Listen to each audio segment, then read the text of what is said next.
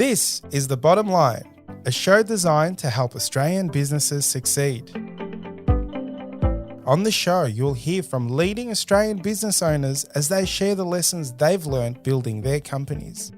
You'll learn from their successes as well as some of the challenges they've faced along the way. We also talk to experts from a range of fields who share specialised techniques you can use to improve your business. I'm your host, Savan Tuna, and I'm a director at Alexander Spencer, and I'm really passionate about helping Australian businesses succeed. Today we're speaking with Sabri Suby. Sabri is the founder and head of growth at King Kong, the fastest growing digital marketing agency in Australia. This serial entrepreneur has generated over $1.3 billion in client revenue and has 100,000 customers around the globe. In the episode, we discuss what constitutes a kick-ass marketing agency. You'll learn how to hire the right marketing agency for your business, why companies dedicate such little time and money to marketing, and why his business, King Kong, is so successful. Let's jump in. Hello, Sabri. Thank you for joining me today. Thanks for having me on. Now, we've known each other, I think, not long after you started King Kong, and you are the number one person I go to for digital marketing. And I know you're in Byron Bay at the moment. It's where it all started for you, where you grew up. Can you tell us a bit about your story? Yeah, sure. So I was raised by a single parent mother here in Byron Bay, and I watched my mum hold down 3 jobs to provide for me and my sister and still come home and cook us a healthy meal every night. And I got my start very, very early on. I was kind of helping my mum and working one of the cafes. And I would wake up in the morning and go and help her bring out all the tables and chairs and do all of those stuff. And after watching her work so hard, I basically thought like, hey, I need to kind of pull my weight. Got my first job grinding peanut butter at a health food store when I was 7 years old for $2.50 an hour. Did that and I was like, hey, this isn't a very good gig. Like I'm never really going to be able to make any meaningful money that's going to help my mum out. And that's where I probably got bitten by the entrepreneurial bug, is that I started busking with a harmonica at a Sunday market, and I made $70 in like my first Saturday or first Sunday doing it. And I was like, hey, this is a lot better than earning $2.50 an hour. And then, I went and gave all that money to my mom, and basically watching her hold down 3 jobs and provide for me and my sister is what forged something in me that I call like single parent mother work ethic. And I've applied that for everything that I've ever done. I transitioned and got my first quote unquote professional job in sales when I was 16. I was the runt of the litter of the salespeople there. I was the worst salesperson there for like the first 3 weeks. I was almost just not about to pass my probation, and the business owner was like, hey, I see something inside you. I'm going to give you a shot. You got a week to turn it around. Otherwise, you got to get out of here because you're not making any sales. And that was like kind of something a switch flicked inside me, so to speak. It's either motivation or desperation. And I think for myself that it was a combination of them both. And I remember going home that night and was like, man, I got to figure this out. Like what I'm doing is not working. And like in Byron Bay, like growing up as a regional beach town, it's like you either work as a kitchen hand, like scrubbing dishes and like peeling potatoes, or I found like the one sales job that was like no sales experience required. So I knew that I had to make it work if I wanted to do anything. And I kind of came back the next day with a different attitude and was like, I'm going to outwork all these people and I'm going to apply that same work ethic. And, within a week I was their top producing salesperson. I did that for a while. I was the top salesperson for as long as I was there. And then I traveled the world selling everything that you can imagine, one-to-one, one-to-many, door-to-door, over the telephone, you name it, I've sold it pretty much. And that was kind of what made me fall down the rabbit hole of sales and marketing and business. Then came back from overseas and went back to uni because everyone told me that's what I should do. And I enrolled in a degree in marketing and was working at a part-time job that was a company that was selling Google ads. And, I would do uni full-time and then I was working that pretty much full-time as well. And it came up to my second summer, I think, at university. And I was like, somebody asked me on the telephone, oh, like, we don't want to run Google ads. We want to be on the left-hand side of Google. We want to be on those free listings. Can you do that? And me being the ambitious young salesperson that I was like, yeah, we can sort that out for you. It's going to be $750 a month. Got off the telephone, went over to the business owner and was like, hey, I just sold this thing called SEO for $750 a month. It's like, we don't sell that. So you better figure it out. And figure it out I did. And I fell down the rabbit hole. And that was when I kind of was like, hey, I think that I could do this a lot better than the company that I'm working for right now. And that's what led me to start my first business. And I started it over a summer, which was a digital agency, built that up to, by the end of summer, we were doing a couple of $100,000 a month in revenue. And I was like, why would I go back to university and learn about business when I already have a business and I already am learning how to do this stuff firsthand and I'm getting paid? I'm not paying to learn it. So I dropped out of university, hired a team, built that business up, to 7 figures and ended up exiting that business, selling it. And since then, I've run businesses. I've run a few into the ground. I've sold some. At all of those businesses, I've always been tasked with a number one problem that all business owners face, which is how do I get more customers? And that's something that I've just been obsessively focused on for over a decade now. And it's fundamentally what our business at King Kong is kind of centered around, is solving that burning problem for our clients. Wow, you've actually answered my next question. Why did you start King Kong? Elaborate on that. You said that you said you could do it better, and you talked about focusing on the customer and acquisition of customers. So why King Kong, and how has it evolved to be what it is today? Like in all of those businesses, as I said, like I was tasked with how do we get more customers, right? And I was also in a position where we've had to hire agencies, or I've had to hire internal team members to try and do this stuff, or in the whole journey with me also figuring out how to do all of this stuff. And in all of those instances, everyone was just speaking an entirely different language. It's like, hey, I've got this problem. Like I need to get more customers. This is where we're at. This is how much money that we've got to spend per month. And it was just like the same old rhetoric that they would always give me of like, yeah, we can do this. This is how much impressions or likes your campaign's going to get. And this is the money that it's going to cost. And I was like, okay, so like what happens if it doesn't work? Like what happens if we just like get likes, but I'm not making any money as a result of the work that you guys are doing? That's about it, right? And no one was willing to take on any accountability or have any skin in the game. And the way that they would measure success on the engagement is just on all these vanity metrics that I couldn't pay my staff with. Like I can't take those likes to the bank and pay someone. I can't do payroll with that, right? I can't put food on my table. So I was like, I only wanted to speak in the terms that I understood, which is I put $1 into this advertising. And then at the end of 30 days, at the end of 180 days, at the end of 12 months, how much money spits back out. And no one was willing to have that conversation with me. And it's still today, there are very few people that are willing to have that conversation. So I was like, this is fundamentally like a massive problem, right? And I was able to solve that problem in most of the businesses anyway that I worked at.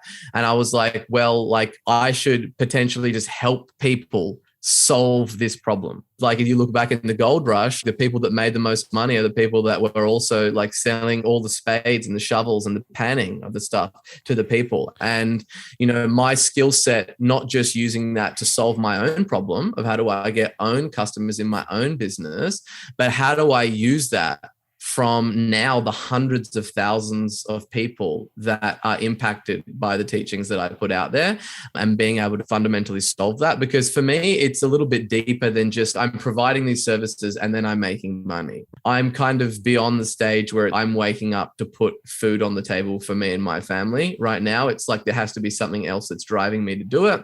And for me, it's like, how much of an impact can I leave on the world, and am I living up to my full potential? And I look at business as a huge vehicle to drive a lot of change in the world. And if I can help a single parent mother who's running a business that's got 2 kids, that's stressed out of their mind about how to put food on the table, where the next paycheck's going to come from, and she started up this side hustle to provide for her family. If I can help her solve that problem, then that's the thing that really lights me up and motivates, is seeing that transformation that I'm able to then go and help people, because there's enough problems in the world and there's enough things to worry about. And I really firmly believe that money shouldn't be one of those things. What a why. That's an awesome why. I love that. And I like the fact that you've solved a problem in the digital marketing space where you said no one was having that conversation. They were like, yeah, we got your likes. And really businesses, our clients are small businesses, and this podcast is aimed at SMEs. They don't have big boards and big budgets that understand return on investment on expenditure and really have the best of the best on their boards that drive that. SMEs don't have all the skill sets to understand that. So marketing agencies that give you likes might be great, but owner doesn't understand why the business isn't growing. So I love that King Kong solves that problem, and it's obvious why you're so successful and why King Kong's successful. I want to dive a little bit deep into hiring an agency. You obviously can't work with everyone. And so there is going to be clients of ours and business owners looking at agencies. How do you find a great marketing agency? It's a great question. And it's one that obviously comes up a lot. And for me, I use the mental model for all areas of my life is like, you want to be taking advice from somebody who is very close to the action and actually knows what the hell that they're talking about. It's like you wouldn't really want to go and hire a personal trainer that's overweight, or hire a financial planner who doesn't have their finances in order, or a life coach who their life is in shambles, or a relationship coach, right? And it's you really want to dig deep and see, is this person eating their own dog food, right? Are they taking their own medicine? Are they using the same strategies that they're prescribing to my business to grow their own business? And if they're not, then they're not in a position to tell you how to do it because they haven't even mastered it for themselves, right? So the first way that you look at mastery is, first of all, solving the problem for yourself and really solving it. And then going, okay, these are the mental models and the frameworks and the strategies and tactics that I've developed to solve it for myself. Now let me work with a small group of people and see if this same hypothesis holds true with these people, then applying that and seeing if that works. And then only then, if that works, then you like knocking on the doors of even becoming an expert, right? And then there's a long, long treacherous journeys of crossing mountains, crossing rivers, slaying dragons to get down to the depths of what we call mastery. And the thing that you really want to be looking at is like, okay, this agency is saying that they can help me scale my business through paid ads, right? So through Facebook ads. First of all, are they using paid ads, i.e. Facebook ads, to get their own business clients, right? And this is typically when they'll be like, the kind of clients that we want aren't on Facebook, so we find the best way to get clients is to cold call them. And it's like, oh, so you just haven't figured it out. You don't really know what you're talking about, right? Or the same people that say, hey, like we don't need to be on page 1 of Google because like we get all of our clients from word of mouth. It's like, well, why wouldn't you want both of those things? It's another excuse. And what you'll find is that people are full of excuses. And I believe digital marketing, has probably the most incompetence than like any other category of industry other than maybe chiropractors. And because like in Australia, there's 1,800 digital marketing agencies, okay? And 85% of those are operated by people in their pajamas that are basically have been working out of a garage watching YouTube videos, and then they just slap the guru cap on and they're like, yeah, I know how to do this because I solved it for like some weird obscure niche for my cousin's brother-in-law or something crazy like that, right? They don't have any real runs on the board. So you want to have a look at, first of all, one, are they using the same strategies that they're imploring you? If so, and they're doing it for their own business, what have they achieved for other people's businesses? How many businesses have they worked with? How many industries have they worked in? What strategies did they use to grow those businesses? Because you get all these people that talk about like return on investment and ROAS, and they like invest like $100 a month and they get a 10x ROAS at $1,000. Like, who cares about that? It's not life-changing. It's not going to do anything for anybody, really. So I'm talking about measurable results that you can really look at. And, after vetting those things and having a look and checking those things out and making sure that they actually do what they tell people to do, I think that's the first place to really start. And those questions that you asked is really important to ask those. Are there ways to investigate an agency outside of the interview process? Yeah, there definitely is. So, for instance, say, for instance, you're looking to hire an agency that runs Facebook ads. If you go across to that agency's Facebook page, then you click on page privacy and you click on it, and then it will say, hey, this page is currently running ads or they're not running ads. If they're not running ads, run for the hills, right? Wow. They just don't even touch them no matter what they tell you. Do not. And so then if they are, awesome, click into the ads, find out how long that they've been running ads, see how many ads that they're running. That's one way. Then if it's you want to look at they're doing SEO, or if they've got, Google ads running, you want to go across to a website called semrush.com. And then you can type in the URL for that agency and it will bring up and it will show you how many keywords that they rank for organically. It will show you their Google ads. It will show you how long that they've been running those Google ads. And immediately, if they're a Google Ads agency and they're not running Google Ads, run for the hills. If they're an SEO agency and they don't rank for any keywords themselves, run for the hills. If they're a Facebook agency that isn't running Facebook ads, run for the hills. And what you'll find throughout this process is that, first of all, 80% of them don't run ads. It's like anything. If you're looking for that top echelon of what you're looking for, that's the thing that you want to be looking for. And like a lot of things in life, if you buy cheap, you buy twice. My team speaks with hundreds of businesses every month that have taken the cheaper alternative and they've hired someone locally that is cheap, or they've hired someone offshore that is cheap. And ultimately, with marketing, if the marketing is good, it's free. Because you're getting more money soldiers return back to camp every month than you send out every month. So it's not just about this person charges me $2,000 per month and this other agency quoted me $5,000 per month. It's what's the difference in the results that they give you?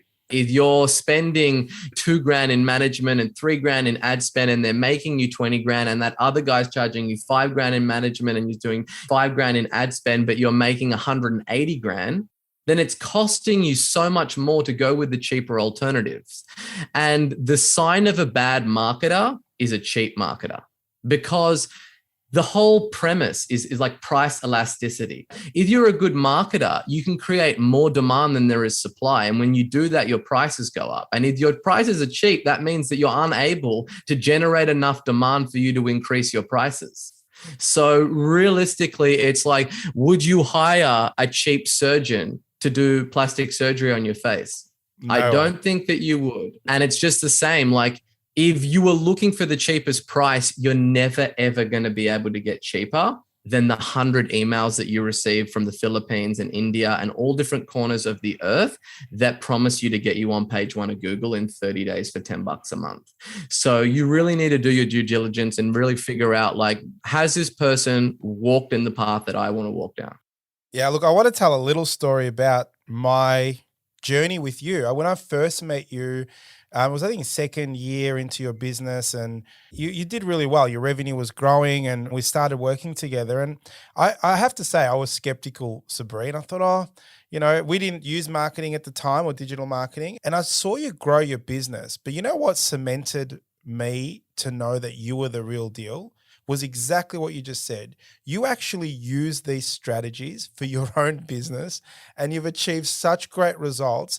It's really interesting that you mentioned that that's a key element of why an agency has to be good. And I've just seen it and cemented my understanding that you are the real deal. And it didn't take long to understand, but it was just amazing.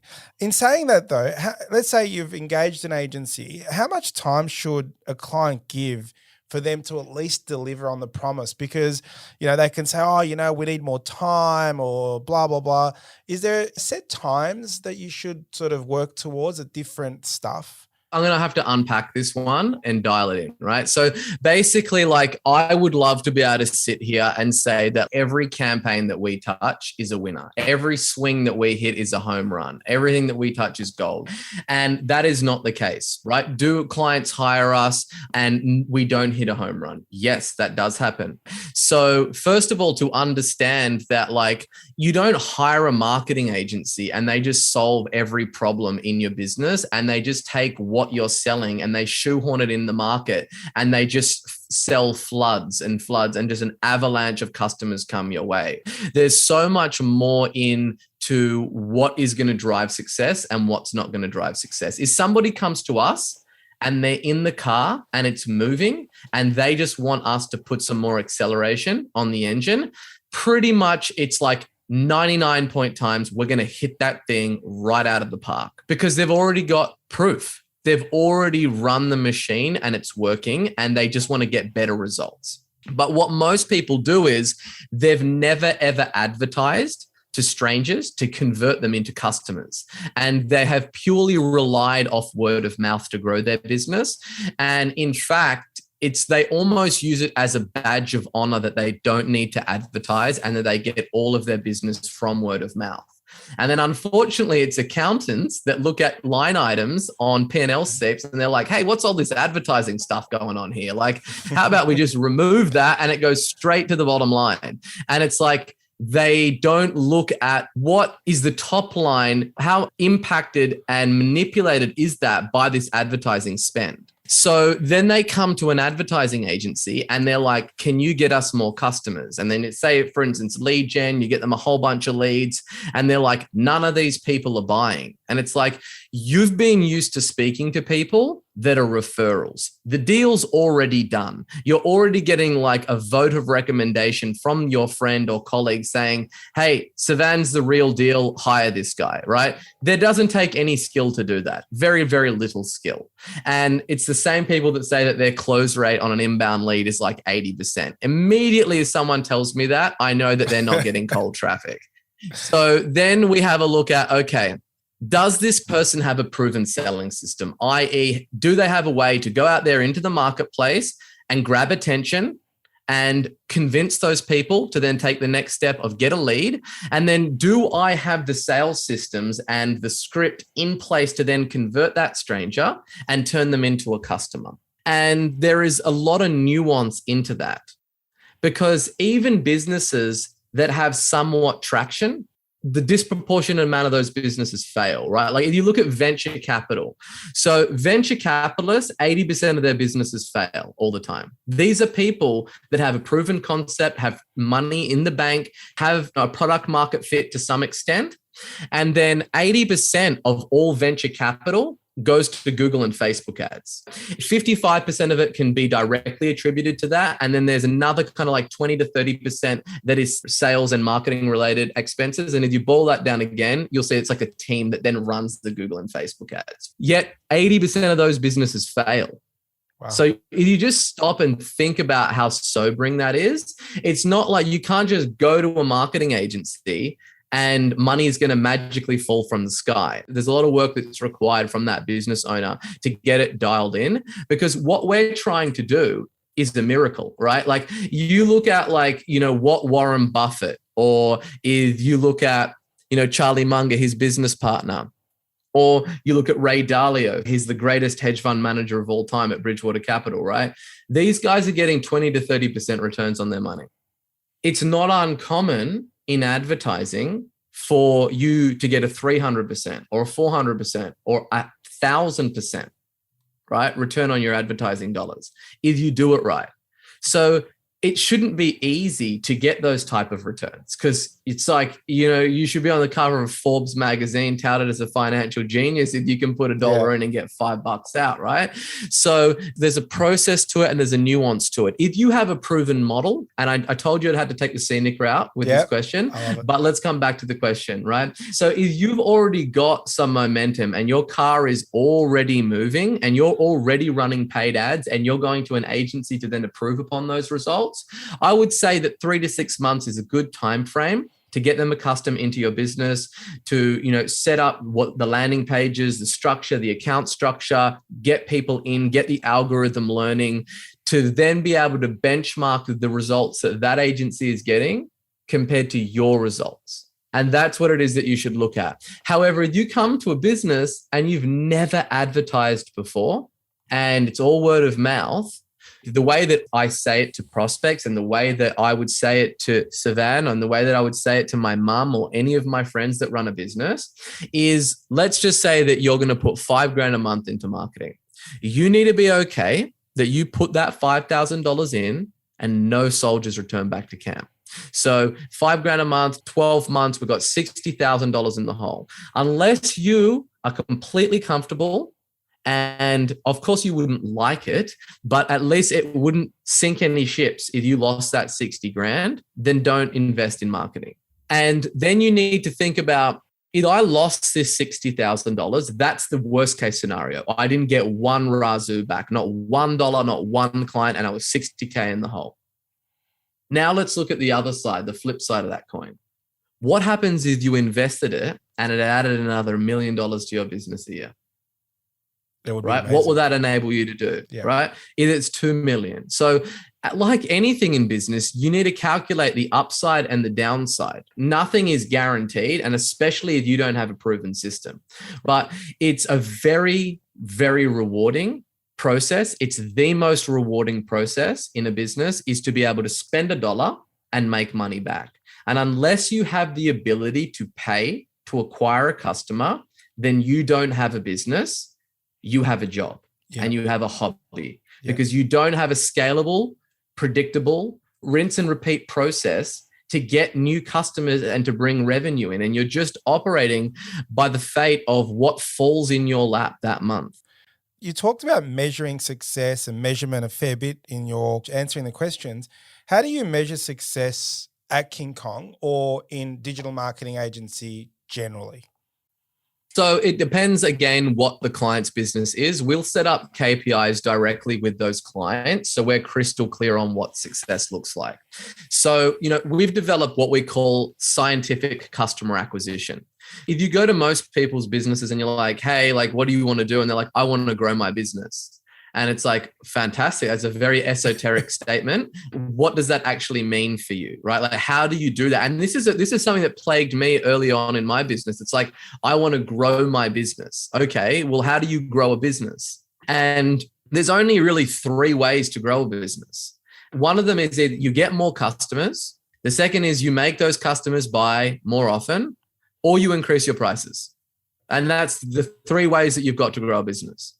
So then if we're going to go into the first bucket of we need to get more customers, excellent. Let's have a look at what's involved to get more customers. What do you need to do? Well, I'm in a lead generation business. I need to get leads. Okay, excellent. So then we start to get some building blocks and we'd say, how many clients, like by how much do you want to grow your business? And then they might say X figure. And then you're like, how many clients would you need to get in order to hit X figure? We would need this many clients. Excellent. How many leads would we need to get in order to get that many clients?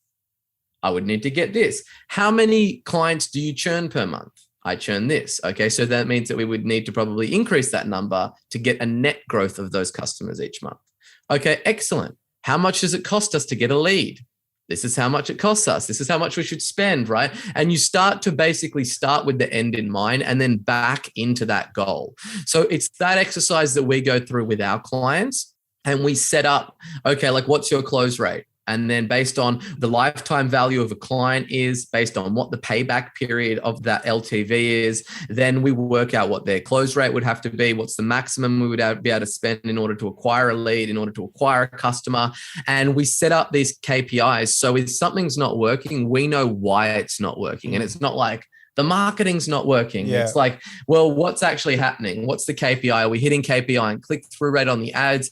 Are we hitting conversion rate KPI on the landing page? Are we hitting KPI on close rate on those leads into clients? Like what part specifically of the funnel is it breaking down? And then let's go in there and address that thing. And I guess one of the questions I have is there's one part to it is a closing part, right?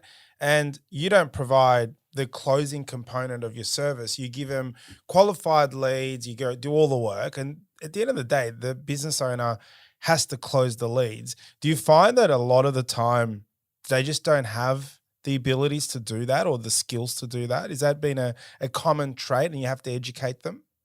Yeah, it is. And it's typically caused by them only growing their business from word of mouth and like them being able to get away with having a receptionist deal with an inbound lead, right? Or not having a hungry, motivated salesperson that knows how to follow up, knows how to call someone multiple times quickly, knows how to deal with somebody that sounds piping hot, but then ghosting you the next week.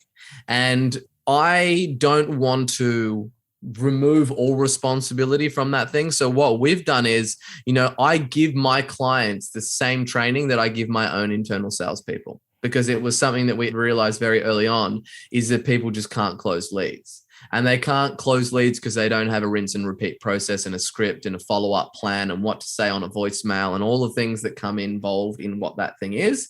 So then I started basically like, my clients were like, dude, like your business has grown like crazy. Like, what is it that you're doing? And then I've said like, hey, we're doing the same thing that you're doing. It's just where we're really diligently making those leads work. And then they'll be like, man, I will pay you to learn how to do that. Yeah. And then I kind of just got inundated with requests for me to start running sales workshops and all of those kind of stuff. And I was like, hey, I'm not going to do that, but I will like give you access to like my internal sales process and what we do at our business to eliminate that. But again, it comes down to like a lot of people start a business because they are the practitioner, i.e. they start a catering business because they love to cook.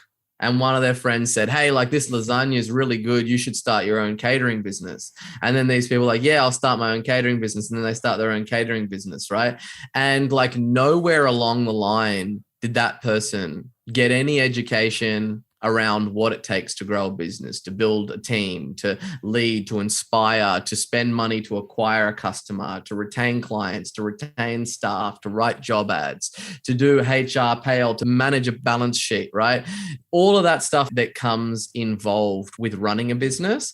And they don't really understand fundamentally what the first principles are to running a business. And then you put them in an environment where they're like, hey, I really love like cooking this lasagna or building these homes or painting these paintings or, managing these spreadsheets.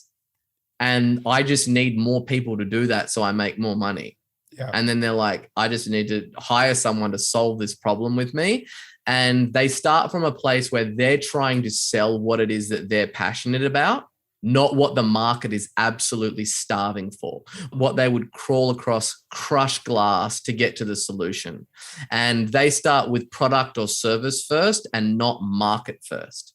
So that's the biggest fundamental thing that plagues most businesses of why they aren't set up to grow, is because the foundations of those businesses aren't set up in a way that's tailored to what the market is starving for. It's more tailored towards, I've got this widget or this service or this product that I think is really cool and that I want to sell, but isn't necessarily something that the market is starving for. And there's no amount of taking an inferior thing that somebody doesn't want and then trying to convince somebody to want that thing. That's a recipe for a disaster. It's about finding out the existing desires that are present in the marketplace and then channeling those desires towards your product or services. Well, thanks for joining us for part 1 of our 2-part conversation, Sabri. We'll be back next episode where we'll dive into some listener questions. Thank you so much. This is The Bottom Line, a show designed to help Australian businesses succeed. This podcast was produced by accountancy firm Alexander Spencer. At Alexander Spencer, we've been helping business owners realise their goals since 1952, and we play a pivotal role in developing, implementing, and supervising the business goals and strategies of our clients. To find out how we can help your business succeed, head to our website, alexanderspencer.com.au. To make sure you don't miss an episode of The Bottom Line, be sure to subscribe to or follow the show in your podcast app. And while you're there, leave us a 5-star review. It really helps others find the show. I'm Savan Tuna, and we'll be back next episode with more tips to help you transform your business.